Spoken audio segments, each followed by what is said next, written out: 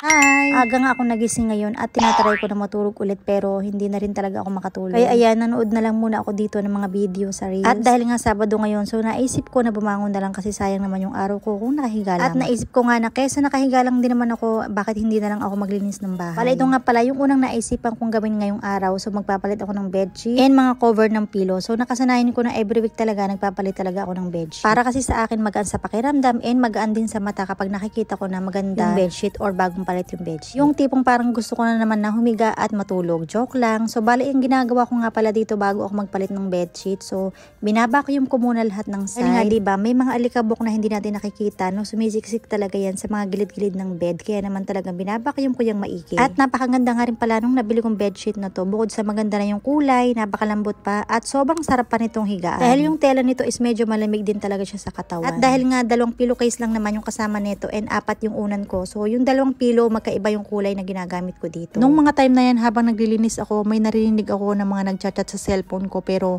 hindi ko muna ito binabasa dahil nga kapag may ginagawa talaga ako, ay iniiwasan ko na rin na maghawak ng cellphone kasi nga kapag nahawakan ko yung cellphone ko na sobrang tagal ko yan bago bitawan. Yung tipong nakakalimutan ko na talaga yung aking ginagawa dahil nga nakatutok na lang ako dito sa cellphone. So ayan, dahil nga napansin ko na medyo marami na rin akong labahin. Yan naman naisipan ko na maglaman na lang din. So dito hindi naman ako nahihirapan sa paglalaba kasi nga yung gamit ko is automatic na washing machine. Kapag naglalaba nga pala ako dito, yung ginagawa ko, isa-isa ko nilalagay yung damit para mamaya kapag umikot na yung washing machine. So, para hindi sila magbuhol-buhol ganon. So, bali ito nga pala yung gamit kong sabon. Alam nyo ba na sobrang bango nito? At kahit konti lang yung ilagay ko dito, sobrang bulana at sobrang bango talaga ng damit. Bali ito nga pala, iseset ko lang ng mga 45 minutes. And habang nakasala nga itong labahin, so mag-multitasking tayo. So, gagawa na rin ako ng aking breakfast. So, mabilis ang luto lang din naman ng breakfast yung gagawin ko. Kaya naman naisipan ko na lang na magluto ng toasted bread. At nilabas ko na nga rin pala sa ref yung frozen hotdog at meron din ako dito isang pirasong itlog.